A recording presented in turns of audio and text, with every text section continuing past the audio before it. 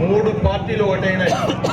BJP, Telugu Desam, Janasena ముగ్గురు కూడా మూడు పార్టీలు ఒకటై ఈరోజు ఇతన్ని రాష్ట్రంలో ఉంచకూడదు, ఉంచదగినటువంటి వ్యక్తి కాదు, నా ఎస్సీలు, నా బీసీలు, నా మైనారిటీలు, నా మైనారిటీలు అని చెప్పి రకరకాలుగా జనాల్ని మోసం చేసినటువంటి వ్యక్తి ఎవరన్నా ఉన్నారంటే ఇప్పుడు దాకా ఆంధ్రప్రదేశ్ లో జగన్మోహన్ రెడ్డి అనే ముఖ్యమంత్రి.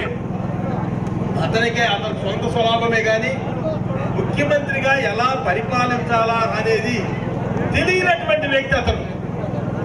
తెలుసుంటే రాష్ట్రాన్ని బ్రహ్మాండంగా అభివృద్ధి చేసేవాడు.